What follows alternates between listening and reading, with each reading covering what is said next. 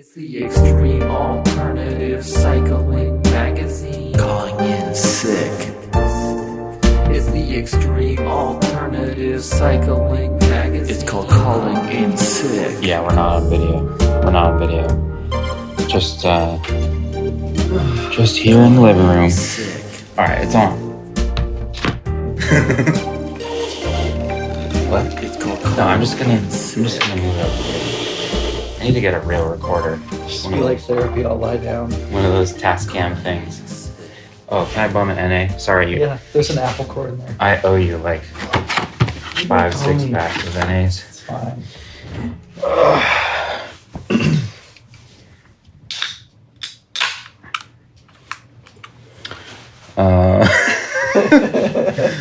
All right, we got Will Keating here for the podcast. Will is a friend, a neighbor, and a general manager. General manager of Rivendell. I've known him since I was I was like probably 15 or something. Yeah. And our random group of friends, skate friends, sort of overlapped just from skateboarding. And you drove George Camelli around a lot, Yeah. as did I. Every weekend. It was just this dude that was pretty good at skating, but he was really obnoxious. And then probably fell out of touch after high school, and then when I eventually moved to San Francisco, I knew that you worked at Rivendell, and I wanted to get a bike, and that's how kind of we got back in touch, sort of. Yeah. But then when me and Nora moved back to this neighborhood, you lived a few blocks away, so then we probably became hung out more, a little bit closer. And then now he moved into the same building as us, so he's like Kramer. Awesome Kramer. He's Kramer. He's the funky neighbor who just shows up and eats my food out of my fridge. Yeah, we have movie nights where we watch movies and drink NA beers. And then we ride bikes and stuff. Yeah. It's all very wholesome. It's all very wholesome, yeah. No fucked up stuff. No. In bed by 11. In bed by 11. Damn, that's late. I'm in bed by 10:15. Yeah. I had a list of, I created a list of things that I wanted to ask, or just talking points. Okay. The first one, because I think it's funny, is the same question I asked Nora. What's wrong with the San Francisco cycling scene? Oh. Well, let me think about it. So I wonder if this kid can hear you good enough. I actually think we have it pretty good. I mean, Come on, man. That's not the answer I want.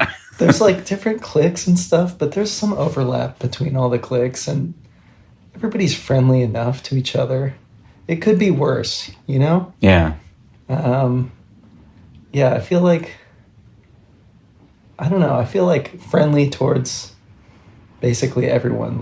There's no particular group that really bums me out or anything. Yeah. And, I don't know, sometimes, people ride bikes I'm not into, or they wear the clothes that I could not wear, but it's fine with me. I mean, whatever. Yeah. Yeah, I don't feel as strongly about it as, say, Max or something, Yeah. I just don't know. I can't get that worked up about it. Yeah. I think it's pretty good. It is pretty good. When we were, I guess, at the swap meet last weekend, I was like, damn, this scene is actually really cool. There's so many different people, and Everybody knows each other. everyone knows each other. It feels good. It feels positive. Yeah. Yeah. I mean, I feel like there's different vibes that maybe some people don't get, don't vibe with as much, but Yeah. it's not that. That's to be expected. I That's mean, just human beings. Of course, there's a bunch of roadies that I don't interact with, but I don't know. They just do their thing. The only time I'm ever close to them is on the Golden Gate Bridge. And Yeah. that's it. Yeah. So, yeah, it's fine. Yeah.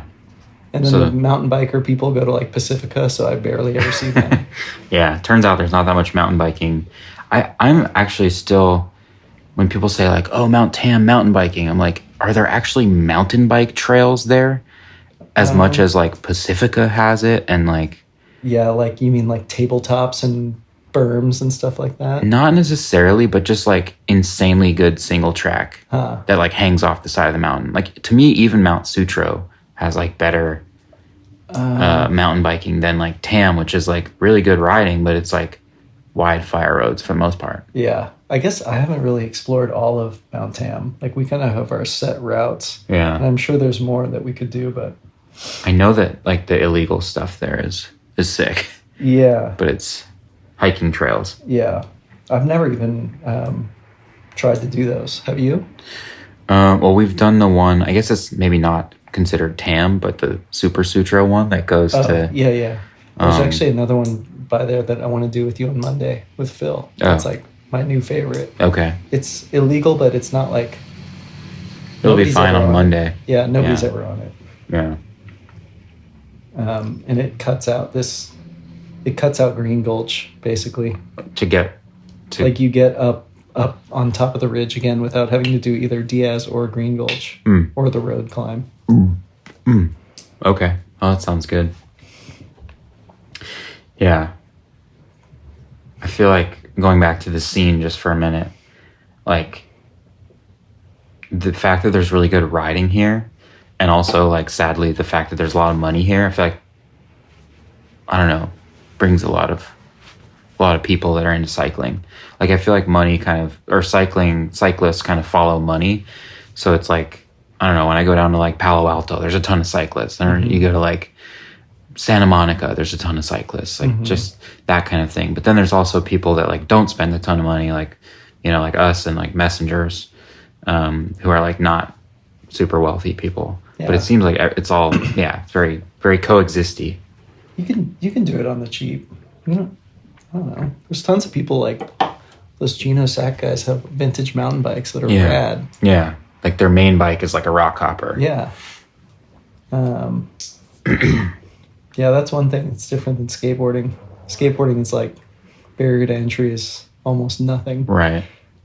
Cycling is something. Yeah, it's for something. sure. Yeah. Yeah.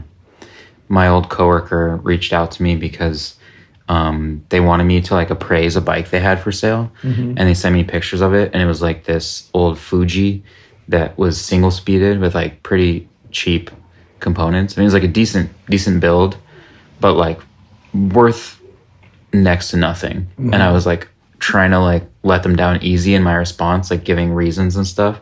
But then like luckily they were just like, oh yeah, that's exactly what we thought, that it would be worth like $50 or something. I'm really bad at assigning value to, like, people call me sometimes at Rivendell and ask what stuff is worth, and I'm so bad at it. Yeah, like I'll throw out a number that I think usually is like way too low, and then Vince is better at it because he used to flip bikes, Uh-huh. and he'll be like, no dude, like that's a $1,200 thing or whatever. Yeah. And I said like $400 or something like that. Yeah. Yeah, Yeah. that was fun. Yeah. I got sunburnt though. I was talked out, dude. Like when we were at the statue afterwards, and people were coming and going, and there's like, I was kind of sitting in the middle of two groups, and people were talking behind me and in front of me. I was like, I gotta go. Yeah. Yeah. Definitely like exhausted my social capacity that day. Yeah. I went to this like Rafa bike show thing the day before. Did I tell you about that? Mm-mm. It's just like, it was like the kids that work there, they're like super nice dudes, and they're like, yeah, we're hosting a bike show, and there's no other detail to it. It's just like submit your bike, and then all the bikes get voted on, and there's like 3 winners, like a first, second, and third place. But it was funny because it was like all these different kinds of bikes, and you had to vote, you know, like a brand new Specialized S Works next to my Crust, next to someone else's like Chumba next to Yamaguchi. And you're like, which one's the best? Like, I don't know. Anyway, I went to that and there was a lot of people there and I was talking for like 4 hours.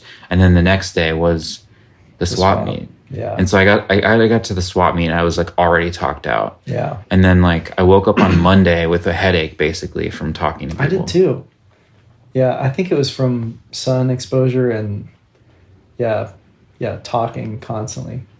I was telling Max, it was funny, like we went to the Marin swap too, kind of caught the tail end of it. Oh, right. And the difference between the eras of parts that you can find between the Marin swap and the San Francisco swap is really funny. It's like, if you want like Regina freewheels and super old campy stuff, the Marin swap is like this place to go. Yeah. But it's like the San Francisco swap is definitely more my flavor of vintage parts, where it's like it's like 1980s and 90s instead of like 50s, 60s, 70s. I know. Yeah. Stuff where it's like I sometimes look at those hubs that are threaded, you know, like the cassette goes on threaded, or maybe it's not a cassette. You mean Uniglide? I don't know. You mean the early Shimano hubs with cassette? They have threads on the end of the free hub body? Or do you mean straight up like freewheels? Maybe just freewheels. Yeah. Like a threaded like gear cluster, basically. Yeah, freewheels. Okay.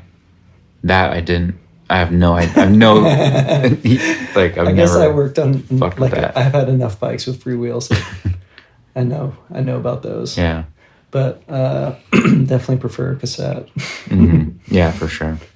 But I'm sure most people at the Marin swap would be like, nope, freewheel. Like Rich at Riv is definitely like a freewheel guy. Really? Yeah. But is it all old parts, or are there any companies like keeping the flame alive? You mean with freewheels? Yeah. Shimano still makes them. They're Really? just like hideous and cheap. Uh-huh. They're not like the old Suntour ones or anything. What's their argument for? I think there's probably cheap bikes still being made, or cheap wheels that are still free hub. Or No, but freewheel. what's like Rich's argument for running it? Oh, he's probably told me, but it's like in one ear out the other. Yeah. I don't know, but if you ever go to his garage, he has like a Suntour freewheel, like huge poster board thing with like each variation, and you can like put your freewheels on the poster. I think it's like a bike shop thing, but he has one in his garage. Damn, that's some nerdy shit. Yeah. I have been to his garage because... You remember what I'm talking about then? No, it was like 8 years ago. Because it was when I had my hunk pillar, I bought a Riv wheel set from you guys, and the bearings, it was like loose ball bearings in the front hub, and they exploded. And so I like brought it to you, and you took off the cone or whatever, and it was just like chunks of ball bearing. What kind of hub was it? It was a silver one, I think. Oh my God. Take that out of the podcast. Sorry. No, I'm joking. The new silver hubs It was ancient. It was like the it was like best. the first. It was also like it was my fault. It wasn't the hub. Are you sure? I don't know. Was that a common problem? I mean, that would have been like right when I was pretty new. I don't remember having hub problems. We basically never have wheel problems. I probably like adjusted it once, thinking I knew what I was doing, and then rode the shit out of it and just blew up. Yeah, it seemed, I don't know what, like, loose ball seems like kind of indestructible unless... But it was just, it must have been adjusted improperly. Yeah, I'm saying like unless the cone is like cranked in there. Yeah. And then the bearings are just pushing into the race and they just kind of shatter in there or something. Yeah, I think that's what happened. Something like that. I don't even remember that we had a loose ball silver hub. Yeah, because I just remember looking in there, like you pulled it out and it was just chunks. Yeah, well, I'll say for the record that I'm using the new silver hubs and they're excellent. I'm really happy with them. I feel like that's one of like our biggest wins in the past 6 months or something, are these new hubs. Is that the 7-speed one? No, not the, I mean the 7-speed one's fine, but the 9-speed one, the silver like colored one. And that's a sealed cartridge bearing hub? Yeah, they're cartridge. I have one on my Suzy. On the subject of like being a retro grouch about stuff, there was an Instagram post that was like it was pictures of different like handlebar and shifter setups, and each different style was attributed. It was like Boomer, Gen X, Oh, I saw that. Millennial. The drop bar thing. Yeah, the drop bar thing. Gen X was like anatomic bends or something, or ergo bends. Yeah, it was like Boomer was like, I think Boomer one was wrong because it was just like the handlebars were like flipped up, you know, like like angled up.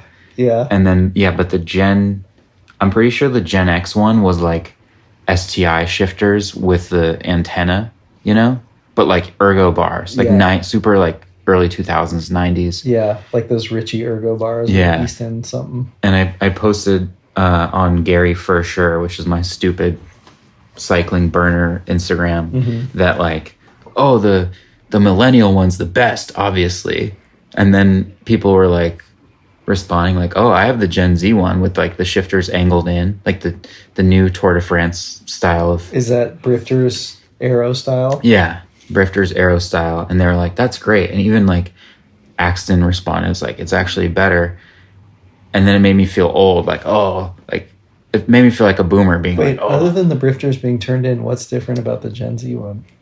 I mean, that's the big thing. That's it? It's like Aero handlebars. I thought that the Brifters turned in was not allowed, or they like banned it or something. Yeah, they did at a certain point, but I think they still run it. I don't know.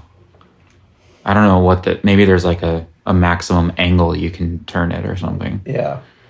I guess what's the millennial one? It's just normal Millennial is like short ramp drop bar with a Brifter. exactly. And the Brifters are like relatively straight. Like not turned in. Yeah. And I was like, that's obviously the best one. I'm still kind of on the fence about short ramps. Like I get the Brifter kind of takes the place of the ramp, but I still feel like I like to have more space there. But then I guess the levers are far away. But then you just use a shorter stem. Yeah, you have to calculate it all out. Yeah. Figure it out. Like I have Soma Highway 1 bars on a bike, and they're nice, but I feel like I'm constantly like, I either have to be on the Brifters, and then the flats feel strange too. I'm just like constantly moving around. Yeah. When I have like a long ramp drop bar, I just like sit on the ramps, and then I'm on the brakes when I need to brake, obviously. Right. Yeah. So I probably lean more towards the boomer bar, or what should be the boomer bar. I don't get old drop bars that have ramps that slope down. I hate that. It's like the worst feeling. I don't understand that at all. I don't know how you... And you see pictures of like old racers, and they're on the ramps and their wrists are just like fully cocked down. It just seems so obvious. Like, oh, it'd be much nicer if these were flat.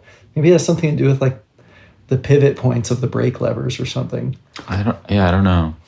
Rick Hunter just did a bar that was like that. mimicking that shape. Yeah, I saw that. And I was like, oh man, if he's doing it, there must be something to it. But I still thought, don't too. know. Like, I was like, for sure he knows what he's doing. Yeah, I don't know. I think, we had the Marks bar when I first started working at Riv, and it was kind of like that. It was based off of an old Ritchie bar that was kind of like that and had downward sloping ramps.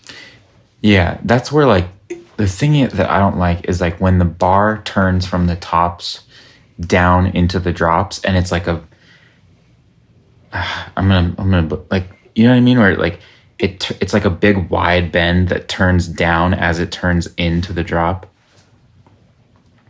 Turns down. I think it's just a different way of saying what we just described. Yeah. But anyway, yeah, I don't like those old bars. I like where it's just like the tops go out and then they come forward and then down. Like there's no like big swooping thing. Yeah. But we kind of got in the weeds there. Yeah. But yeah, that was all just to say that like it made me feel old. Like, oh, this one's better. This older one's better. And then the younger crowd's like, screw you. I mean, maybe we are old. Yeah. I'm definitely older. We're mid-30s. Yeah. I guess a lot of people listening to this might be like, it's not old. I feel like, I don't know, I feel like there's a good mix. There's some people who are in their 20s and some people who are older. Yeah. Yeah, what do you think the demographic of your magazine is, mostly?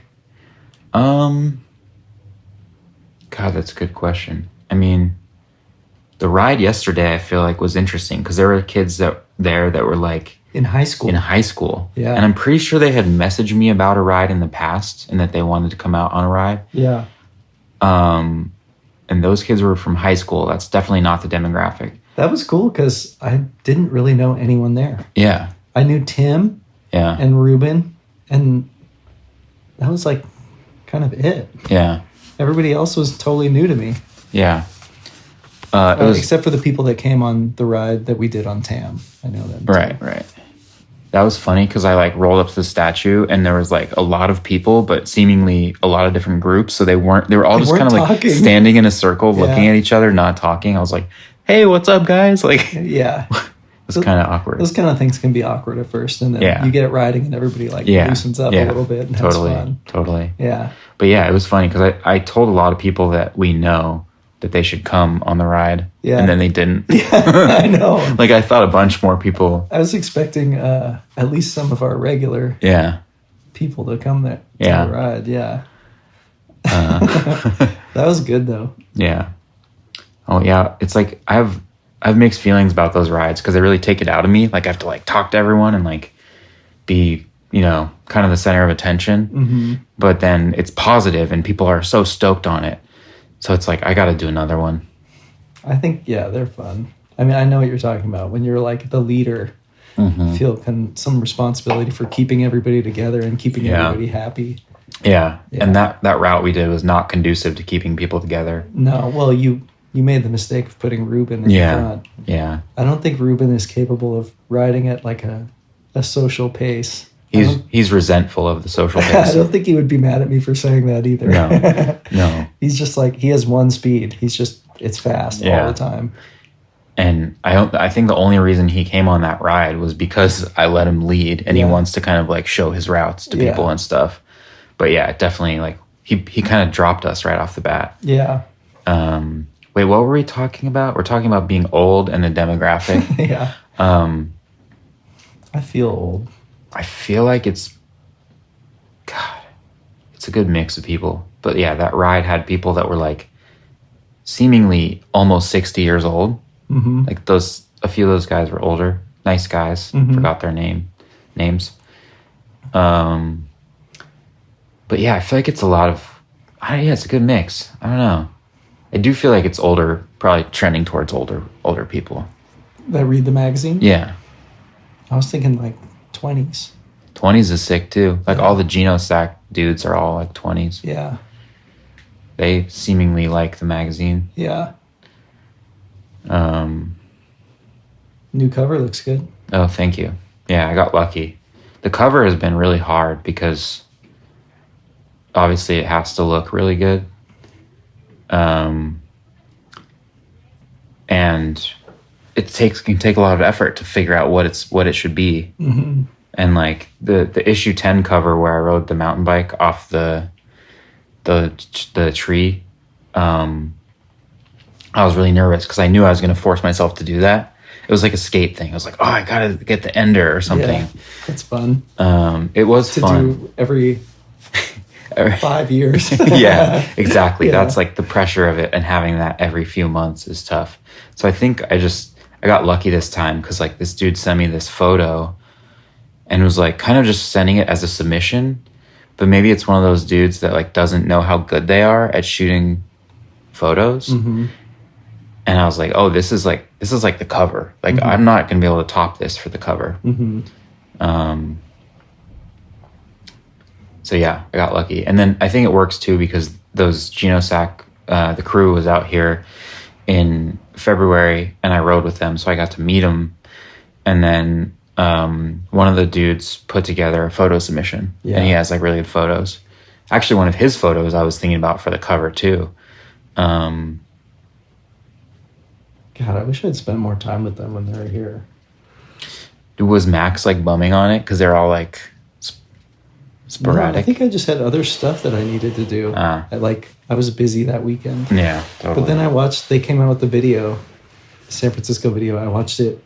It's long. Yeah. And I watched it like 3 times. Yeah. Oh, really? And I really liked watching them ride Twin Peaks, and they have like the POV cam, and they have that really rad delegation song playing, and it's just like mesmerizing. Mm. And it like I would rode Twin Peaks, came home, and watched them ride Twin Peaks, Yeah. and it was like totally entertaining. I did not like. I turned the video on. I was like, oh shit, it's long, and I didn't expect to watch the whole thing. I just sat there through the whole thing, like entertained the whole time. Mm. It was cool. Yeah, I gotta watch it because I think I started watching it and then got distracted or something, probably from the kid. Yeah. Yeah, their videos are sick.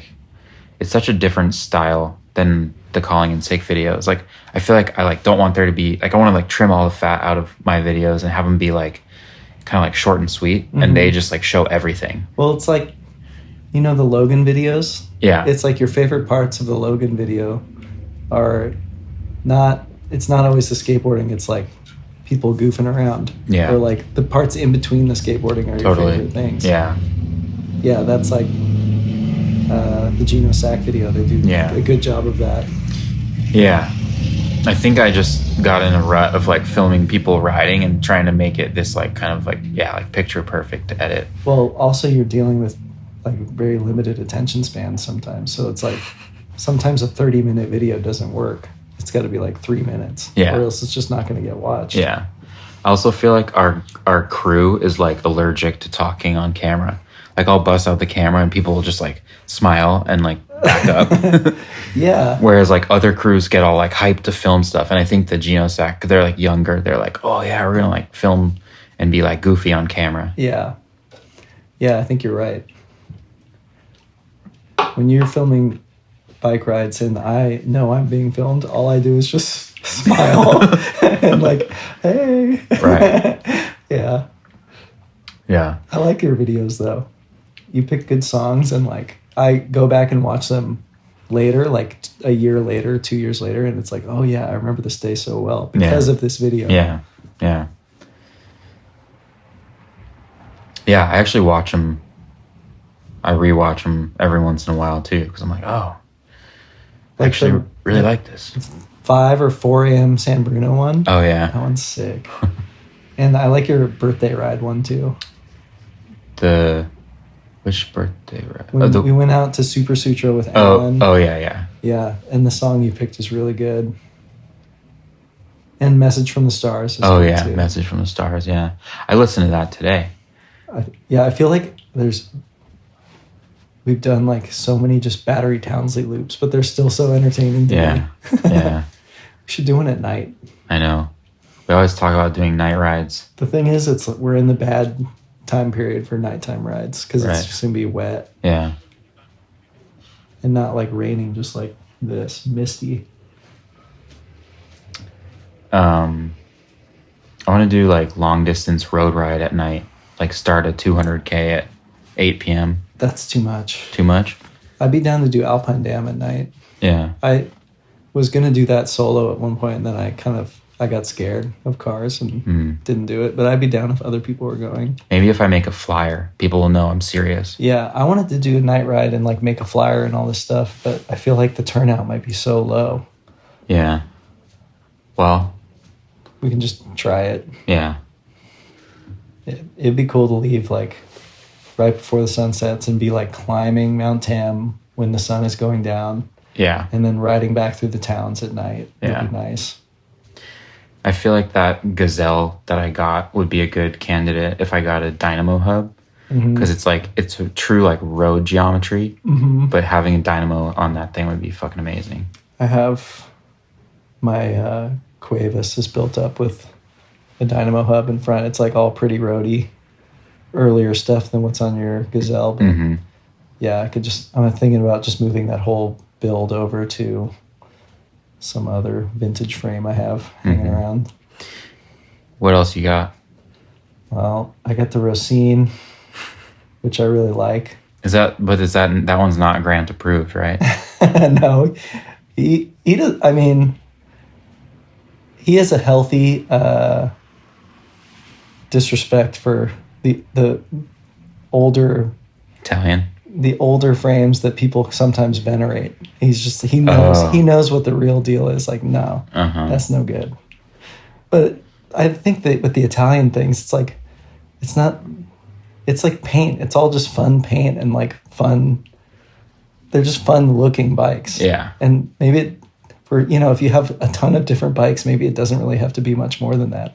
Obviously, it can't ride horribly, and they don't. But it's like, okay, maybe they didn't get the best brass penetration on this one lug, but it's been holding together okay, so whatever. Yeah.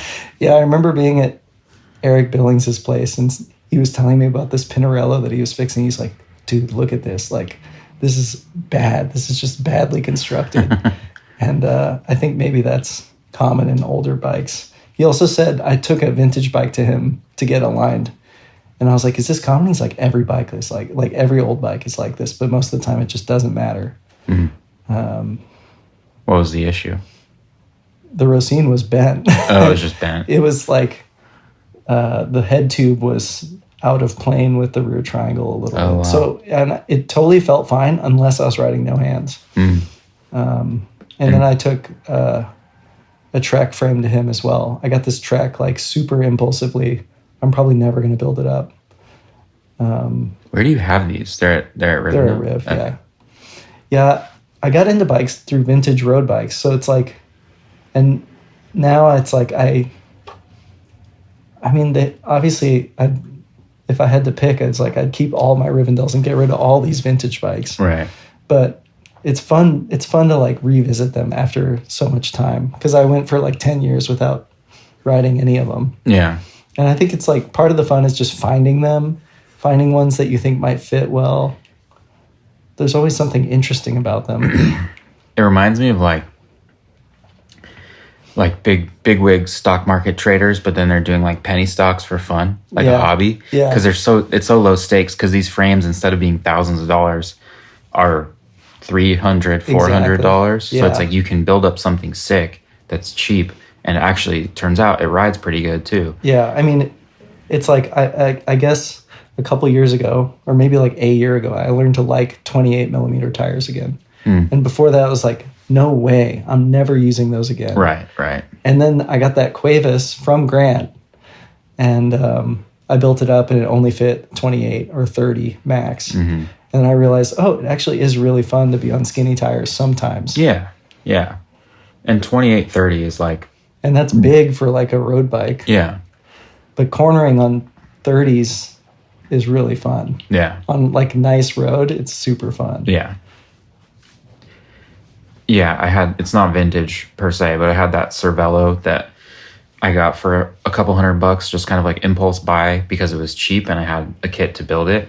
But the only thing was it only cleared, like, designed around 23s, narrowly cleared 25s. Yeah, that's too little. I don't think I'd be able to accept that. Yeah, riding it was like, it was fast, so it was fun in that regard, but it was just, like, so harsh. Yeah. And like, well, the steel frames also kind of, like, soak stuff up a little bit better. That Gazelle I built clears a 32. Yeah, like, I looked at it in the back. It's tight. It's pretty tight, but it's not. I mean, it might rub a little bit here and there, but it's not like something I notice when I'm riding it. Yeah. Yeah. So I have the Racine, the Cuevas. These are all the vintage bikes, and I have that Trek. Probably will never build that up, although it has a Joe Bell paint job. It's like super nice. What do you know? What Trek it is? I don't really know the Treks, but. It was the top of the line frame for like 1984 or something. I forget what it is. And then I have the Gazelle. That's kind of like from your era of Gazelle. I feel like the tubing has a lot to do with it. Like getting like a name brand tube set that's not not called chromoly. Yeah. Like the Reynolds 531 seems nice, and the Columbus. What is it? SLX? SLX? The Racine's SL. I don't know. I also talked to Eric Billings about that, and he said like it's really hard to tell minute differences in tubing. Well, he was talking about wall thickness, and he said like fractions of, and I agree with this, like fractions of a millimeter difference in thickness are not going to make a difference in ride quality at all. Interesting. But maybe... But weight. Properties of that particular steel could be felt. I don't know. Didn't Bruce Gordon do that test where he like built up two frames with different tubing exactly the same way, and I think it was nobody could tell the It was difference. Jan Hein. Didn't Jan Hein do that? If he did, Bruce Gordon did it first. It's in some old magazine where it's like two bikes built up. There's like a pink one and like a teal one. And they both have, one has, I think, Tange Prestige, and the other one has some other tubing. Straight gauge. And they have people do blind tests, and nobody can tell the difference. Interesting. I wonder what makes, I don't know, maybe this is just one of those age-old questions that everyone likes to talk about, but like, because I was like surprised to get this Gazelle frame that you recommended, and for it to ride so lightly. Like, it just seems like there's some like magic there, you know? Yeah. I mean, I feel like the bicycle has achieved perfection a long time ago. And now it's like, at least in the form of like construction and stuff. And now it's just like, oh, let's give it more room for bigger tires and like rack braze-ons, and like see what else we can do to improve the usability of it. But yeah, I don't think that's another thing. It's like, I'm not going to articulate this well. I don't believe that carbon road frames that are being made today are any better than steel bikes made in like 1988. Sometimes they have more tire clearance, which is nice, but I don't think you're actually like if you put a super fast person like Rich Duff on an old steel bike, he's still going to be super fast. Yeah. It's not like you're actually getting any better performance out of a new carbon bike. That's what I think. Well, what's funny about the fact that you mentioned Rich is that like, he rode that Standard, which is the same Standard that I had. And I found that bike to be like, ride like a bit of a plank and like be heavy. And so like him being fast on it, I was thinking about that as I was deciding to get rid of the bike, because I was like, man, I want to like this thing more. I like a lot of things about it. Like, it feels very solid, but then when I'm climbing with it in particular, it just feels like I'm fighting it to get it to go uphill. Yeah. And actually, I don't believe that has to do with the weight. It has to do with like the frame harmonics or something. Like, just the way that I don't know, because there's heavy bikes that climb well, that feel good to climb on, but then there's bikes like the Standard was only like 20 pounds or 19 pounds. It was like a light bike, but just to climb on it, it felt like I was carrying extra weight. Yeah. And so thinking about Rich, who is really fast and like races and stuff, riding that, and then his team got sponsored by Basso Bikes, which is like modern carbon stuff. Oh yeah. So I've been meaning, like, next time I see him, I want to be like, hey, what's your thoughts about like going from that Standard to the Basso? Because I'm pretty sure the Basso is going to be like a much better climbing bike. Anyway, that's all just to kind of agree with you. Well, there's also too many variables to like accurately say like, oh, this frame climbs well. It's like, I don't know. It just seems really like these types of conversations just kind of go in circles, because it's too hard to figure this stuff out. You just kind of have to like try bikes, and then you'll land on one where you're like, oh, I like this one. Yeah. But I was telling somebody else, on the Sklar ride, I was telling Chris McNally that I've never had a bike I didn't like. They're always fun. I've never, like, I've had ones that fit badly, and that's not good, but it's not like the bike is bad. It's just like I picked the wrong size. Right. Right. Obviously, I like the way Rivendell steer, and like I like to be able to use a big tire, and I like having the bars high enough and all that stuff. Right. And I like the way they look. Right. But they're always fun. Yeah. I mean, it's a bummer when you talk to someone and they're like kind of a newbie, but that you can tell they want to get into it, and they're like, I gotta get the like carbon, right? I gotta get the disc brakes, right?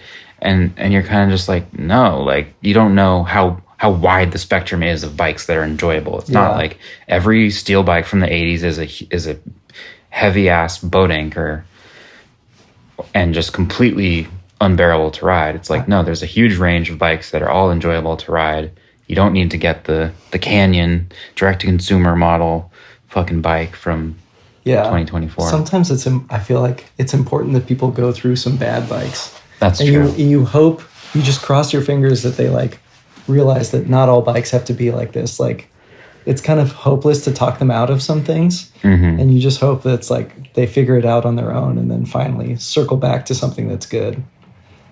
You know what I mean? Yeah, yeah. I feel like I'm like a poster child of that because I've just had so many bikes that I've like not liked. And I mean, I've liked every bike I've had, but I guess they could be called. I guess I know what I like because I've had so many bikes, and I've had bad fitting bikes, right, and skinny tire bikes, and bikes with no braze-ons and stuff like that. Mm-hmm. Yeah, I like my current situation with bikes quite a bit. You have a lot of bikes. yeah, it's true. Can you name the vintage road bikes that you have? Let me try. The best one is the Rivendell. Yeah, the Rivendell made by Joe Stark, which we did a bike check for. It's like, it makes me not want to build up any of the others. There's no point because that one's just the best. It can't be beat. Yeah. That, when I rode that, it was obviously way too big for me, but that kind of reminds me of how the Gazelle feels. Like just a snappy, light, zippy, easy to pedal steel bike. It's really good. And it's not particularly like stiff the way that a carbon or aluminum bike is stiff, where you're like transferring every iota of energy instantly. Yeah. It's like there's give to it, but it still just snaps right back. Yeah. And that was like, I rode that and I was like, oh yeah, like a lug steel bike can ride like this, like super it can light. Be really good. And that's what got. You should ride it now that thinking. I pulled all that SRAM crap off of it. The Shimano stuff is so much nicer. Yeah. Yeah, the Gazelle, I keep saying about it, but with the modern 105, the R7000, it rides so good. Yeah. Yeah, I don't know. I have a lot of bikes, and I only want to build up the Gazelle because you built up yours. Otherwise, I'd just sit and at Rivendell forever, probably. Yeah. It'll ride nice, though. Yeah. Well, this is also just fun, like putting something together. You said it's like Legos for adults, where it's just like piecing things together and then it's done. Yeah. And you can like ride around on it. That's kind of satisfying. Yeah. It's fun too. Like I always like having a project and then it's like, oh, if I really like it, then I keep it. If I'm like pleasantly surprised, or, you know, if you're lukewarm, or even if you're just like, I don't know, I like my other road bike better, you can like find someone who's going to want it and enjoy it. You're good about selling stuff. I never sell anything. And then like oftentimes those people that buy it from you, it's like their bike for like a long time. Yeah. And you're like, whoa, that was just like passing through my shop. And then it's like a lifetime. I was so close to buying another bike today. What was it? I want a Clam. Oh my god. Clamel? I want a single speed Clam. I just want to put huge tires on it and ride it as a single speed mountain bike. That sounds fun. Because I had two bikes. I had a bike set up that way, my Susie, and I loved it. But I really like my Susie right now, and I don't want to switch it. But I do miss having a single speed mountain bike. What is going on in this show? We're watching Below Deck, which is like the trashy TV. Oh, this guy's taking his pants. Or no, that's a woman. She's taking her pants off. It's basically softcore porn. But it's, I don't know. They're just partying in the van, and like this woman pulled out her boobs. Anyway, it's TV that my wife loves and watches every day. She's watching it with her headphones. We are just watching it with no sound. What were we talking about? Shoot, forget.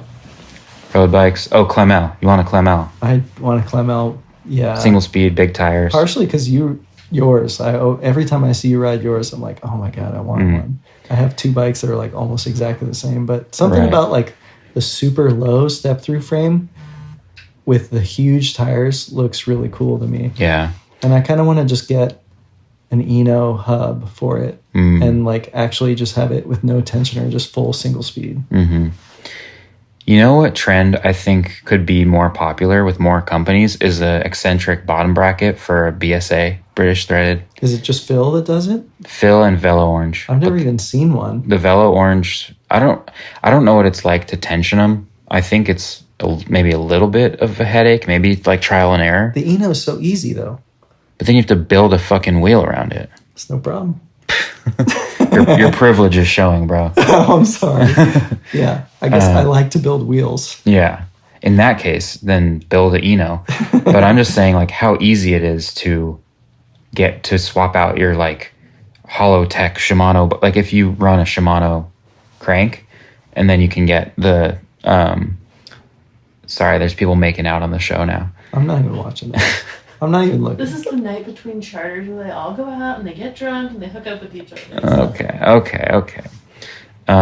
It just seems like an easy way to get chain tension for a single speed. How much is the Phil Eno? The Phil one is fucking $180. It's expensive. But the Velo Orange one's more like $90, I think. But the Velo Orange one's like sold out because so many people wanted it. Both sounds like kind of... I mean, I think the Eno hub is probably more than that. I like the Eno because when you take the wheel out and put it back in, you just push down on the... You push down on the wheel, on the saddle, and the wheel just rotates into the position it needs to be in. Wow. And then you tighten it down. Damn. That's cool. But I guess an eccentric bottom bracket would be even easier because you just set it once and then... Yeah. Oh, but you have to loosen it to take the wheel out. No. Do you? I don't know. How do you get slack in the chain? God, I don't know. They're neat gadgets for sure, both of them. Yeah. I don't know. I'm hoping that this Rock Lobster mountain bike frame I got is just like magic gear, you know? Like it just works. Yeah. Yeah. They have half-links and stuff too. I think you can... you know what? Slin knows a formula that you can pick a chain ring and cog combo. With your chainstay length? Yeah, based on your chainstay length, and it'll tell you if it'll work. Yeah. I need to text that fool. Yeah, I don't know. It'd be sick to have that bike be single speed. I always build single speeds and then I like never ride them because I can't keep up with people anymore. Yeah. I think... I guess the ones that I had chain tensioners, so I had 2 gears. And that's kind of what opened up all the doors. Yeah. Because it's like, I really don't feel like riding railroad grade in a 4018 or something. Oh, God. Yeah, sounds terrible. But it's like, I could shift into the 32, and that would be enough that I could get up. Yeah, maybe I should just do tensioner. Tensioner's underrated. Yeah. That could be in the best column in this issue. The tensioner, yeah. The tensioner. Tensioner with a front derailleur is pretty cool. It's pretty good. Yeah. Did you read that article I sent about bringing production back to the U.S.? Not all the way. But yeah. It's interesting. Yeah. It's hard to believe that, like, politicians could... Bring that back. Could actually bring back production. It just doesn't seem possible, but... Seems like everything gets so mired in, like, just bureaucracy and political warfare that just, like, nothing gets done. Yeah. It also just seems like these companies must be saving so much money building overseas that, like, it would just be astronomical how much, like, what they'd have to do to bring them back. I don't know. Are there people building here at all? I mean, other than like custom builders? Isn't there a company up in Portland? They did one of the SimWorks frames?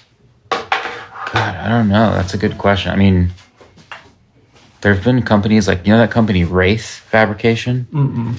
They had, it's like WRAITH. And they had like nice... Baby. They had nice production steel bikes. Oh, baby's crying. I can't remember. Oh yeah, I need one of those. Anyway, there's got to be some companies like that, but they're not very big. They're not like super successful. It's got to be really hard. Yeah. Anyway. That would be cool though. Yeah. I think the people could maybe do it in Japan now. Really? That's getting cheaper? Yeah. The yen to dollar is like, but I don't know. Grant knows about all that stuff. I don't know. Yeah. It would be cool. But honestly, just happy with what we're doing. Yeah. Taiwan works. Taiwan's good. I love them. I love going there. I love everybody that we work with over there. It's so fun to visit them, and Yeah. yeah, they're really great. I want to go there. You should. Yeah. It's super nice. Yeah. It's like everybody is very industrious, but so like relaxed at the same time. Interesting. I mean, I don't know. I'm obviously not seeing it. From their side? Yeah. But Yeah. that's my impression. Is like, you just feel like, you know, when you like go to Hawaii and it's like the relaxation kind of soaks in. You can't avoid it. Yeah. You're just like, that's kind of how I feel there, but it's like everybody's hard at work. Interesting. Not that everybody's not hard at work in Hawaii, but It kind of feels like you get outside of America and you're like doing pretty well all of a sudden. yeah, I don't know how much of that is like you're kind of on a vacation or if it's like there is a different vibe to work there. Yeah. I don't know. It's also, doesn't it kind of have like humid tropical weather that feels like Hawaii? Maybe it's just that's like you're part of it. warm. Yeah. I mean, It could be we're just here like kind of cold and all pent up. Yeah. Our muscles are tight But because it's like, that doesn't work either because Walnut Creek is like 100 degrees and but it's dry. That's a dry it's heat. dry, yeah. I don't know. I also like whenever I go to like Paris, I get like off the airplane and get there, and I have a similar feeling. I've only been to Paris twice, but it just felt like the culture, like the people are just like, yeah, maybe we do it, maybe we don't, whatever. Like they're not like, you know, like there's no like road rage where people shoot each other like how there is here. Yeah, it does show in the traffic over there. Like in Taiwan, if you looked at it briefly, you'd be like, oh my God, this is insane. Yeah. But actually, it's like really, everybody's kind of in a harmony. And nobody is mad. They're constantly honking, but no one's mad. It's just like, Interesting. I'm here, I'm here, I'm here. And everybody kind of meshes together like a zipper. And there's no ego behind getting anywhere. It's just like, they're just out on the scooter or whatever, you know? Yeah. It's really nice. Just coming from here, everybody's like angry, including me, Yeah. like all the time. It's just like, Yeah. and then when you're there, it's like, yeah, everything's kind of working together. Yeah. Yeah, it's more of a communal thing to commute. Yeah. I like that. That just reminded me of that documentary about what's it called? Woodstock 99. Oh, I never saw it. I heard it was hectic though. They're just like talking about how like all the music is about being angry, like Limp Bizkit and Korn and stuff. And they're like, what was every suburban white kid angry about? Like, why is everyone so angry? And it's a good question. They didn't provide an answer. No, it was like rhetorical. The woman, it was like, I don't know if she was like, I don't know, what, like a sociologist or whoever was talking about like the phenomenon of Woodstock 99, but she was like, why are all these kids so angry? Like, why did they relate to so much to Limp Bizkit and Korn and all those bands that are just like angry? That is a good question. What do you think? Maybe it's like the ultimate like white male privilege is just like getting to feel whatever feeling you want and let it out or something like that. I don't know. I definitely liked Korn when I was a kid. I mean, I like that music now. I listen to it. It's kind of like a guilty pleasure. Yeah. Yeah, but I don't know. I feel angry and I'm like, what am I angry about? I don't know. I feel angry in traffic sometimes. Or just like, I don't know. It's bad. It's like, it's not productive. And it probably makes you less safe to be angry when you're commuting, for sure. But it's just like, this is the state of things? Like, yeah, sucks. It's because we're from LA and everyone just gets... When I first moved here, it was before Uber and Lyft. And it was like, there was definitely way less traffic here. And now it's just clogged. And it's all Ubers and Lyfts. And it's like, yeah, you don't own a car, but you're still taking one everywhere. Mm-hmm. I don't know. I get a little bitter. Driving a car in the city is truly insane. It just seems like less convenient. Well, I don't know. I don't want to get into it. Yeah, this is a big... I mean, the buses are all jammed up. Muni is jammed up because there's so many cars. It could be good. It could be convenient and nice, but it isn't. And so I understand why people drive, because if they don't want to ride a bike, then it's like, what else are you going to do? Yeah. The bus is terrible. Muni's pretty terrible. Yeah. I do that Ask the Editor section in Calling in Sick, and Mark Hubble asked me, how do we get safer places to ride or safer spots to ride or something like that? And my response was like, you could like do the responsible thing and lobby your representatives and write to your senator or whatever, and like try to be a productive member of society.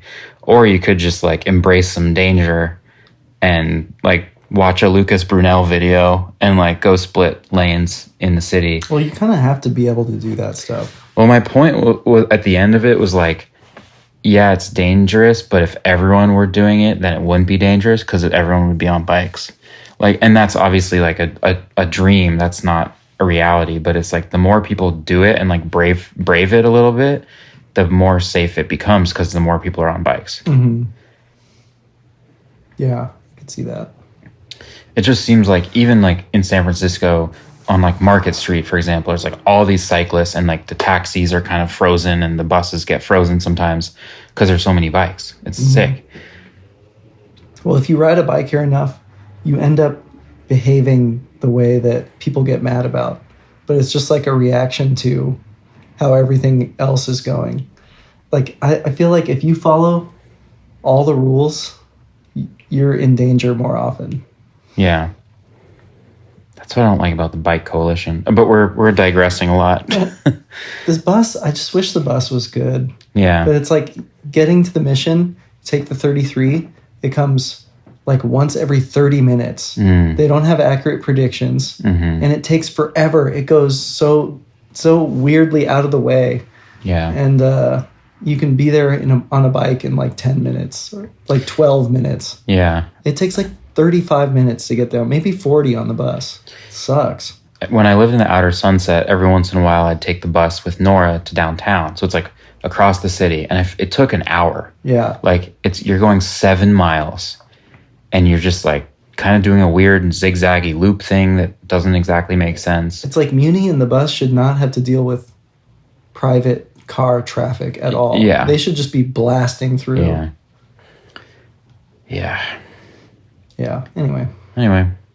I'm grateful that I can ride a bike all over the city because it makes my life so much easier. Yeah, it's so much better. Like, I can't imagine having to call a Lyft or Uber every time I want to go like 3 miles. Or I don't know what the alternatives are. Just there aren't that many alternatives. I have mixed feelings about when people talk shit about e-bikes because I feel like I'd much rather see someone on an e-bike than someone in a car. E-bikes are fine. Yeah. One person in a car versus one person in an e-bike. Like the comparison isn't e-bikes to bicycles. It's e-bikes to cars. Well, there's a big difference between like Slyn carrying his kids on his e-bike and like a 14-year-old kid with a full suspension e-bike, like that's true, ripping down trails or up trails right behind you. Up trails is annoying. I hate that feeling when you're like climbing, you're like near the east peak of Tam and you're like, yeah, I'm like 3,000 feet in the sky and I got here on my own power and there's no one else up here. It's a little bit like, feels like the moon up here a little bit. Yeah. And then like some kid in like basketball shorts and Adidas. Those would actually be pretty good to ride in, I think. Just like saunters up on daddy's $14,000 or probably $20,000. Yeah, but you can't fault them though, because you know if you were their age and you weren't into like bikes the way we are, you for sure would want that thing. Totally. It would be so fun to just like basically. Yeah, I mean, remember when like there was that one kid that got the gas scooter when we were in like 8th grade and everybody was like, I got to go over there and ride that scooter. It's the same deal, except now they're like widely available and they run on lithium. Right. So Yeah. I get it for sure. Yeah.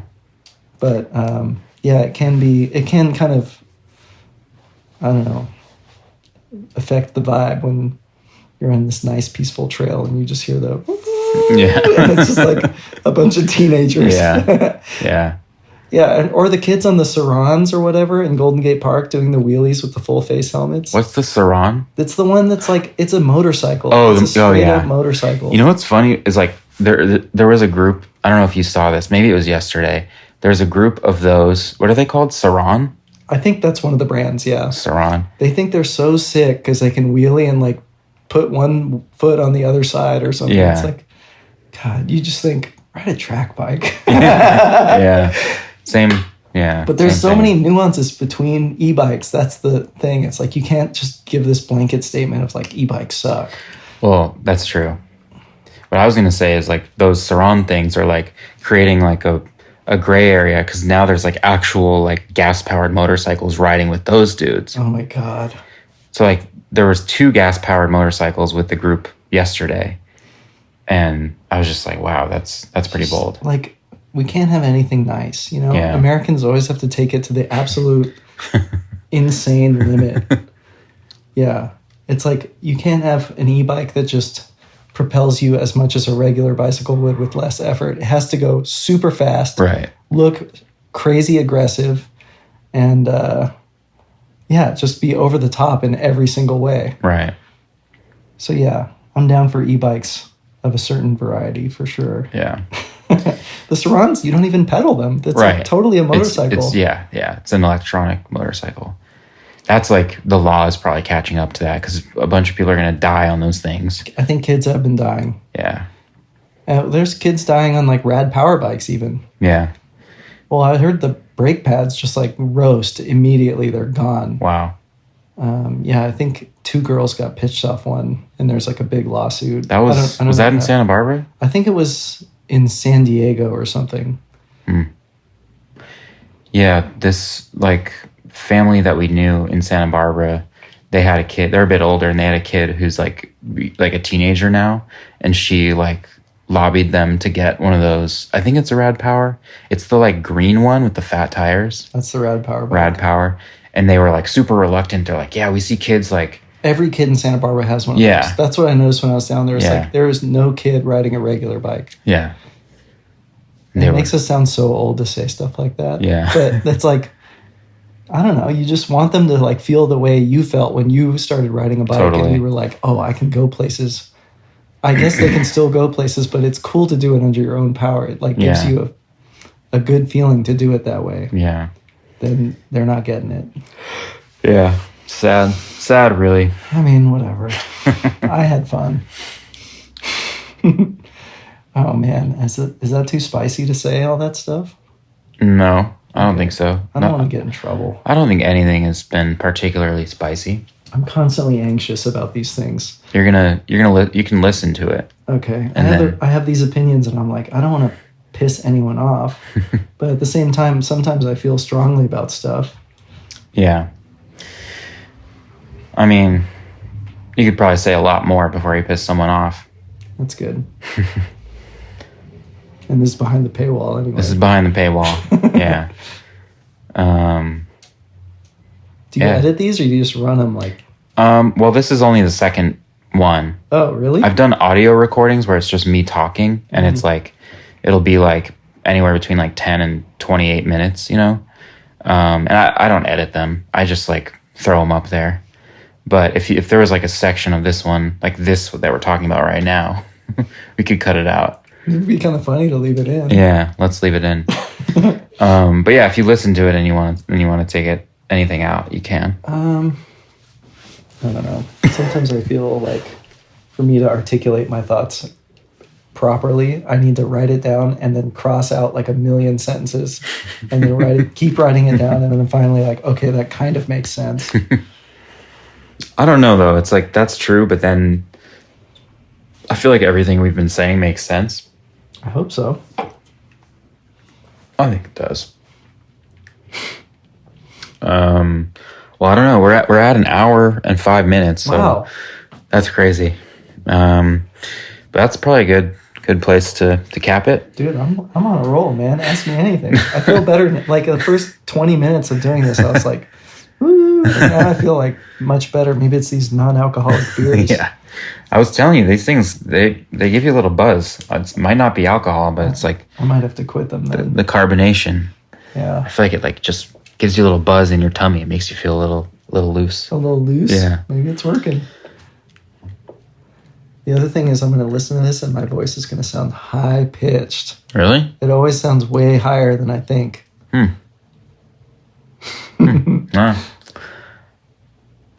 I was a kid, I hated listening to myself talk, but then when I listen to these things, I'm like, oh, I sound cool. I don't know. Damn, I wish I felt like that. Well, maybe I think what it is I've listened to other podcasts, and like I feel like there's like a podcast way that people speak, and then I try to kind of like very low emulate and, that. like, breathy. Yeah. Yeah, I was in like brief video interviews at like Philly Bike and stuff where they like ask me about the bike, and then I watch it later and I'm like, oh my god, is that what I sound like? This is insane. They probably have some fucked up mics. This is just iPhone. Yeah. Are you going to that Maid show in August? I kind of want to go because my mom lives there, so I could see her and go to the show. I don't think we'll exhibit, but we might send a friendly representative up there.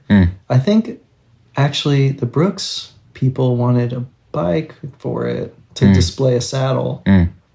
You just reminded me of a task I need to do. Okay. That's good though. Good. Oh man. Oh, one thing I need to talk about that I told you about is I don't know if this is considered sponsorship, but I got flowed 150 pounds of vegan gummy bears. Yeah, you told me. Yeah. I don't want to call it a sponsorship. I'm just going to call it flow because that's like what it seems like. But yeah, this company that I really like their gummy bears they're called Vigo bears. And it's kind of high end. Like you find them at like Erewhon, for those of you who know what that is. It's like that's ritzy. Super fancy. They have like camel milk and cat milk. Camel they have milk. lizard milk. Sobe. And they have like smoothies that are $30 because there's like cow rectum in it or whatever. Anyway, so if you go to that place, you can get the Vigo bears, and I think Whole Foods has it too. But Pectin-based. Yeah, pectin-based. No gelatin. They're delicious. Especially, I told them I really like the Malibu foam flavor. It's like, instead of being... Malibu foam. it's called like Malibu foamy. But it's like it's hard to describe, but it's almost like the base of the gummy bear has been like whipped. So it's not like a clear gummy. Do you have some here? No, they're coming on Sunday. Oh. The 8 packages That'd are be coming. good. In your next podcast, you should be like, here, try this. Yeah. And then ask for impressions. Yeah. I think I will. But I just wanted to mention that because I'm stoked. They're so good. And they only sent me that flavor. I kind of wish they sent me some more of the other ones too, but that one's definitely the best. But yeah, first sponsorship, if you could even call it that. They're not like paying us money, just giving us hundreds of pounds of gummy bears. It was funny, like, us telling my friend Trevor the other day, like, now that I've quit skating, I have the most plugs for skate stuff that I ever did when I was actually skating. It's like, funny. Finally I've achieved this sponsorship that I wanted. Yeah. But I don't even skate anymore. Oh well. It's cool though. It makes you feel like, to me, it makes me feel older because I felt like when I was young, I was like, oh my God, being sponsored would be so amazing. And like, And now you're just like, now it's like, meh, free stuff. yeah. Yeah. Yeah. I want to skate again. I know you're like, you've quit completely, but. Yeah. I have to like, I've fully moved on. People trip out when I tell them that, but it's like, for a while, I tried to quit once before, and I'd see other skateboarders and I'd feel really guilty, like, damn, should be doing that. But now I see other skateboarders, I'm like, I'm glad I'm not doing that. I don't know, I'm so over it. Yeah, I have no desire to skate. Yeah. Which, I don't know. I think that might, I don't know what's going on. Yeah, I feel like it's positive though. It is like, skating is so like riding a bike, you're just riding, right? Like you're enjoying it as you're doing it for like hours on end straight, like continuously riding. Skateboarding, it's like you like push and you try a trick and then you stop and then maybe you try a few times and then you like chill for a bit and then you skate to the next spot. Like there's just, to me, it's like harder on the mind to do that than it is to like just ride and zone out on a ride or something. Yeah. I think and then there's like the added component of like straining your muscles in ways that like they're not meant to be used. Like I always get the like, groin pain when I skate. Yeah, the first day after a long break, you get the groin pain for sure. And like inevitably I like want to try something just to be like, oh, I still got it. And then I like try to do something that even if it's not that hard or dangerous, I still get hurt. Yeah, skateboarding's cool though because the progression never really reaches a plateau. Like, I mean, it does for me, but it doesn't, theoretically, it doesn't have to. You know what I mean? With riding a bike, you get good at riding trails or whatever, and then that's kind of it. There's no more to really be done unless you want to like get into some kind of extreme sports scenario. Right, yeah. Which I don't. There's a bunch of people around here who have like full suspension mountain bikes and they go to Pacifica and they're like good at like hopping over stuff and like jumping, doing like gaps. I have no and I'm interest like, in that either. I'd rather just like fly down the side of the mountain on like a fire road going fast. Yeah. And like, the jumps thing, it's like, then you really hurt yourself. Have you ever been to Downeyville? No. I've been invited multiple times and I've dodged it because I don't want to ride a full suspension bike. And I also don't want to be the guy that's like on a rigid bike that everybody thinks is weird, like slowing the whole group down because they just like blasted down on full suspension bikes. Yeah. I heard about like this, I don't know when this was or what this was, but I heard about like a recent downhill race where like the person that won was on a hardtail and he was like talking shit about everyone else not being able to beat him on full suspension. It'd be sicker to do that and then not talk shit. Yeah. But I just think it's cool that he did that. That's like... That is cool. I heard some people finished Unbound on beach cruisers. Yeah. That's just like such a publicity stunt. Yeah. It is kind of like a look at me thing. Yeah, exactly. And they like... It was like the Rodeo Labs people. You know that brand? Yeah, I do. What did they do though? What does Rodeo do? No. What did the Rodeo Labs people do? They rode Unbound on the beach cruisers. Those are the people that did it? Yeah. Oh, I see. Yeah. Oh, excuse me. But yeah, it's like they like painted the bikes as if they were rodeos and then rode it. It was like a total publicity stunt. And yeah, look at me. It also sounds like a nightmare. Like, what is it, 200 miles? Yeah. Every article you read about is like, I don't know why I do this, but I love it for some reason because of this and this. Yeah, it doesn't sound cool. I saw something that was like, it was like I guess like a TikTok, and it was like, why do I like to suffer and ride my bike? And then it was like, my bloodline for the past 2,000 years. And it's like people warring, you know, like just like people stabbing and killing each other. And I think about that sometimes because I have this theory that like the reason why like adult men in suburbia like to race crits is because it gives them a sense of like the same sense that war would give you back in the day. Jeez. Like, it's probably like the adrenaline and the danger and the intensity. And like, it gives you this feeling like you're going into battle because you're like riding your bike super fast and this intense like blood flow. And I don't know, there's like something to that primal. Yeah, I could see that. I could see that being the reason for a lot of things that people do. Same with sports like football. Yeah. Yeah, I don't really feel like I'm ever suffering on bike rides, though. Like, sometimes climbs are hard, but never, like, so hard that I'm, like, really suffering. Yeah. Maybe I just don't ride that great of a distance enough to, like, get to that zone. I don't know. I feel like certain people just like to, like, really push themselves. I mean, we can ride Bolinas Ridge and be basically on bikes all day, but it's It never feels particularly No, strenuous. Or, it's chill. it's very chill. But like some of those roadie guys like really like to like ride as hard as they can for 100 miles and just average 18 miles an hour and like do 100 miles, be home before lunch kind of thing. I mean, riding a bike is fun, but also all that in between stuff, in between riding, actually riding is really fun too. I know. They're kind of missing out on that stuff. Yeah. Mount Vision kicks my ass though. Every time. That's a hard one. I've never been able to do that and like feel okay. I guess that's the closest to suffering I get when it's like climbing that hill back into Fairfax after riding Mount Vision. I've never ridden Mount Vision from the city. Yeah, I have because I missed the ferry. I went all the way out and back because I bonked and missed the ferry. I had to eat ice cream to get back, like a bunch of its. Damn. When I did that 200K, it was like the same route, but it was out to the lighthouse instead of Vision. And like the thing that got me through it was those sodas.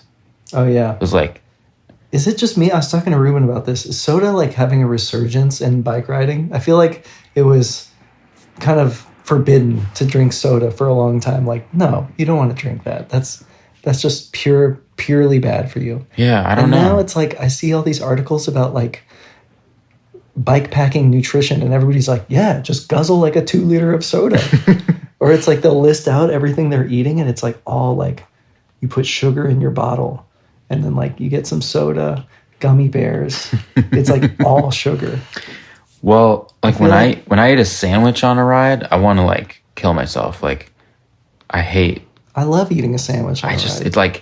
It just sits in my stomach like a rock, and I don't digest it, and then I feel like tired and like I don't want to be riding anymore. Yeah, I could see that. But then I have like soda and candy and sugar, and I feel like a little bat out of hell, you know? Yeah, I don't quite understand it. I mean, this is another thing where it's like maybe I don't like ride enough or hard enough to like, I don't know. It just seems like you'd want to kind of temper these foods with some actual food. Yeah, I think on like a long enough ride, you want to have like a real meal. Yeah. I mean, for sure, you kind of have to eat like gas station hot dogs every once in a while, and maybe an ice cream bar. Mm-hmm. But yeah, I'm not into the soda yet. Yeah, I got the soda when I was halfway through that ride, so it was like 64 miles or whatever to get to the lighthouse. And then Bram gave me a Coke, and I was drinking it. I was like, oh my god, I feel like I just woke up. Like I think the caffeine and like the fluids like really like coffee is nice. Hit me. Yeah. And then I got like 2 Dr. Peppers on the way back, and I like drank them every 20 miles. And it just like it worked. Yeah, it made it so that I never felt like bonking. Like I just felt like, oh, I'm riding and I'm chill, and like my mental state was good. Yeah. I was never like, oh my god. That's how it was when I had the It's It on the way back from Mount Vision. It was nice. like, and I was worried it would like wear off, and then I'd be even in worse shape because I didn't have more sugar. Mm-hmm. But it got me home for sure. Yeah, I don't know. That's kind of like a last resort. Yeah. I've also drank soda on shorter rides and then just felt like shit because it wasn't enough exercise to like get through it. Yeah, I guess I drink the yerba mates now. Max kind of got me on the yerba mates, and that's like a step away from sugar or soda. It's like half step away. Mm-hmm. But I don't drink a bunch of them. It's just that little can. Yeah, those are good. There was something about those being carcinogenic. Did you see that? God. Yeah, Topo Chicos too, right? It's everything. Huh. I don't know. Yeah. I like them. I don't know why I don't drink them. But You saying that means I'm never going to get one again. Come on. I don't even need Come to look on. it up. It's just over. Just ruined it for you. I guess the canned coffees are good too. Yeah. Or good enough.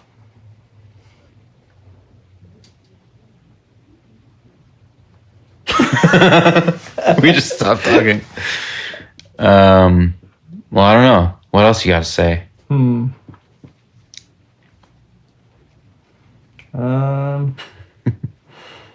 What did we talk about? Talked about bikes. Talked about bikes. We talked about soda. Talked about skateboarding a little bit. Talked about sponsorship and being on Flow.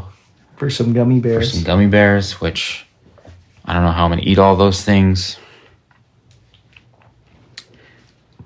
Well, I don't know. You can do pet peeves. Pet peeves. My biggest pet peeve is... What is your big... I feel like you have a big list. Oh my God. Oh God. Okay. If we're in bikes, I think it's sliding dropouts. Oh yeah, you had that one of the issues. Yeah. They Like, aren't overly complicated, aren't they? just like the way that like the piece, like the dropout itself is like basically an extension of the frame, but it's not the frame, really bugs me. Like just at my core, like I can't really explain it, but the fact that like the like last little rear part of the rear triangle is not the frame is like annoying. Well, the lines lead your eye there. Yeah. It's like you look at the fork crown, at least I look at fork crowns and dropouts. And the sliding dropouts, I don't think I've ever seen one that looks good. Sklar has their PB&J. They have a sliding dropout on that, and it's much more integrated. I didn't even notice that one. Yeah, it's much better. I have a picture of it. I like that bike. Yeah, it's cool. That one looked Is that okay. the one we rode, Adams? Yeah. That one is fun. Yeah. Yeah. That bike's cool. And then I don't mind rocker dropouts for some reason. Like the Paragon rockers that is on the other Sklar, the Super something. Those seem chill to me. I don't know what the real difference is, but I don't know. What about you? What's your pet peeve?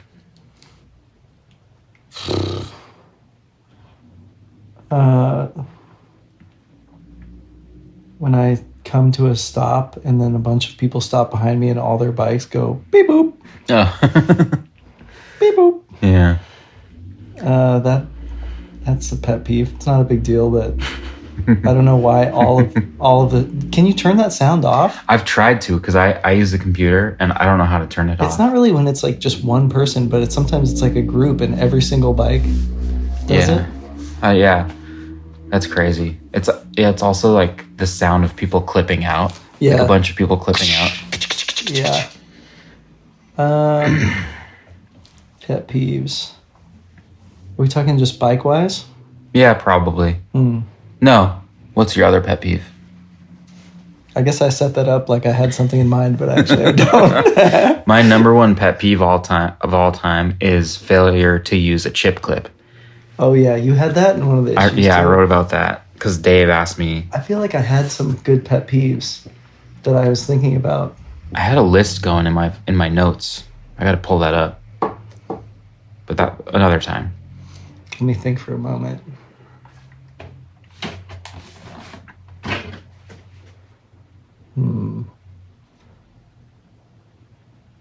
You know when everything in a bathroom is automated? Like you have to wave your hand in front of everything?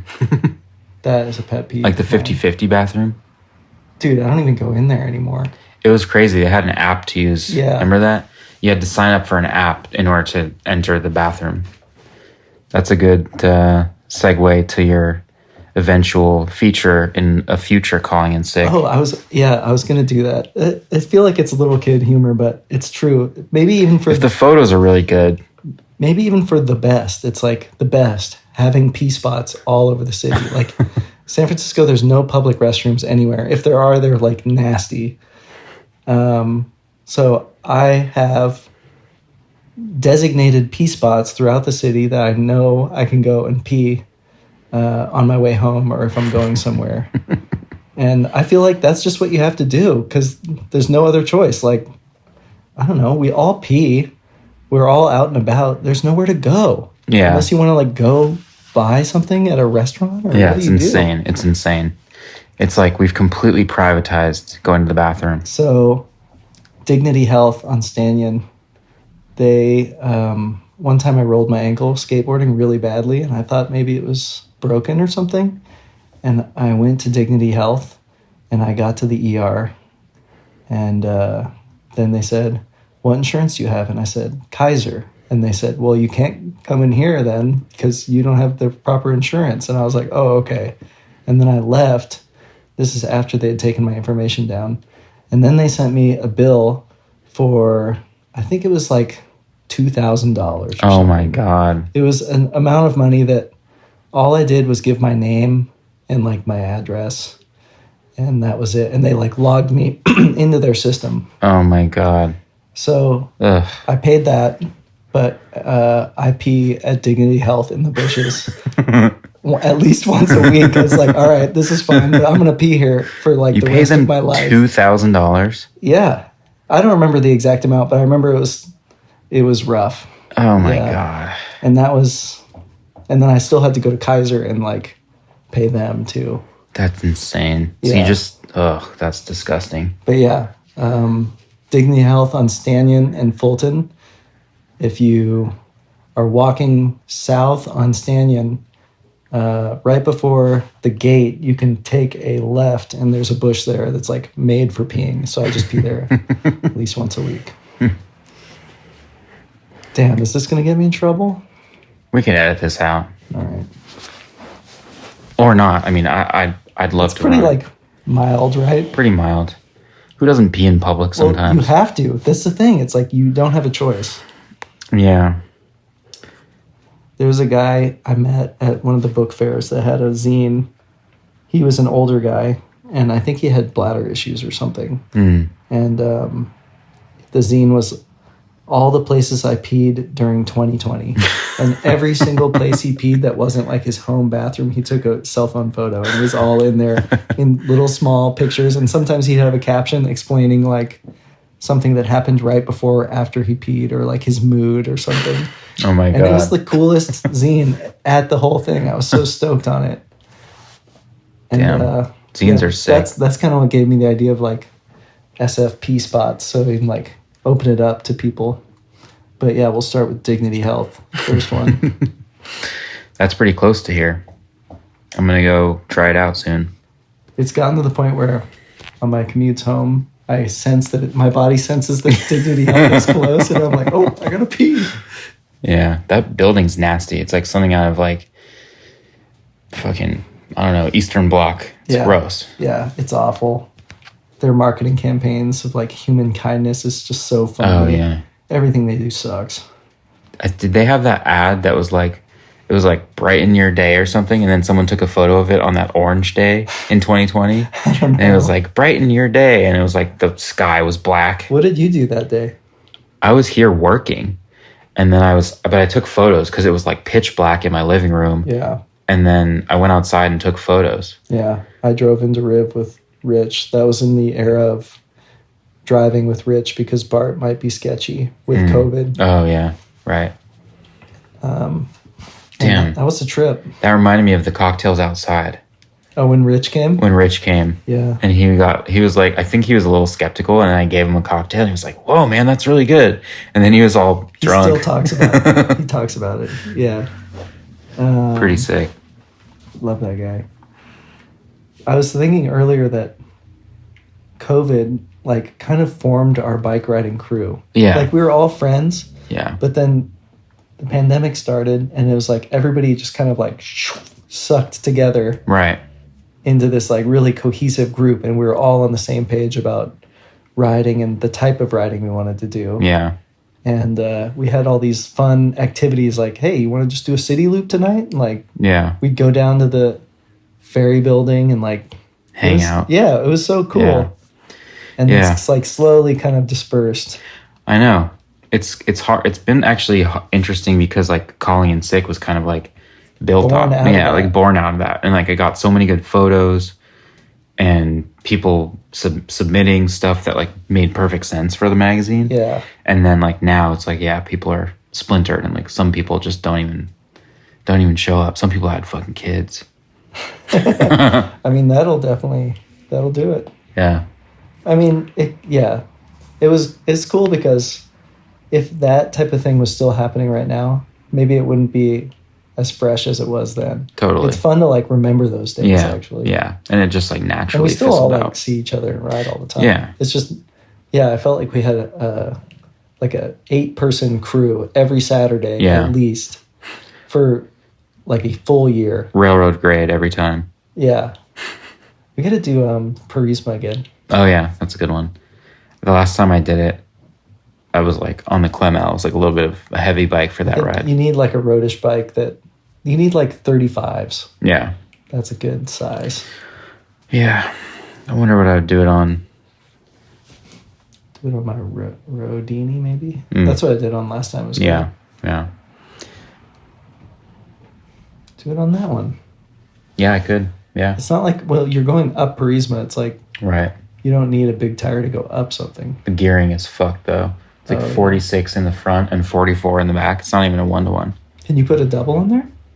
Yeah, but it's more money. Oh, yeah. The 1-by is cheaper. Mm.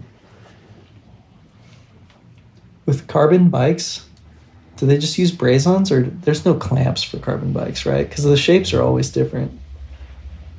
What do you mean clamps? For front derailleur, Oh, yeah. I mean, it's not brazed on. it's like tacked on. Or what, Can you imagine hitting it with like, like, with the torch? No, that one, like a lot of them, because that one's a road bike, it's like riveted on. So it's like you can't even remove it. But like other ones, you can screw them on or take them off if it's like a gravel bike, because they figure like you're probably gonna use it 1-by and you don't want to see the front derailleur mount. But yeah, that one, yeah. I thought about like putting a flower in it or something, like having like one of those like wire flowers, just to have something. Yeah, you do need to atomify that bike a little bit. Yeah. You got the tiny bar bag, that's good. Yeah. But it needs like one like atom specific component on there. Yeah, I wonder what that is. Although it looks pretty sick. It is sick. Yeah, I don't know. Maybe just some stickers, because no one ever puts stickers on their like fancy carbon bikes. Yeah, that's true. It's like maybe some like weird little stickers. You need a cat sticker. Yeah. Oh yeah, I have some. I'll put them You know on. what I realized though? It should have been mirrored, so you can put them on the drive side and the cat is facing forward. Oh, it's kind of funny that they're They not. face back. Yeah. Oh well. Yeah. All right. Well, we've got an hour and a half. That's pretty good. Pretty good. Can edit that down into the interesting stuff. Yeah. Cut out all the bad stuff. All the blank spaces. Yeah. There's no bad stuff. I feel like we could easily put this and everyone would enjoy all of it, but I'll let you listen to it and take notes, and if you want to take anything out. I don't think so. Okay. Yeah. There's no like trade secrets in there or anything. No. Yeah. It seemed fine. All right. Well, thanks for coming on the Calling in Sick podcast. Yeah, this is my first podcast. Thanks for having me. I was nervous. Yeah. Like, it's weird to be nervous because it's just, we talk like this all the time. I mean, I know, but I get knowing nervous. that people are going to listen to it. is Yeah, scary. knowing it's being recorded, it's like, oh my God, what am I saying? You got to like focus a little more or something. Yeah. But yeah, no, it's good. It's just weird to like, I don't know, I feel like talking I'm better at writing things down than talking. Yeah, same. Well, we'll have to do another one, All right. because I'm sure we can talk for another hour and a half. Yeah. All right. All right. That's bye. it. Bye.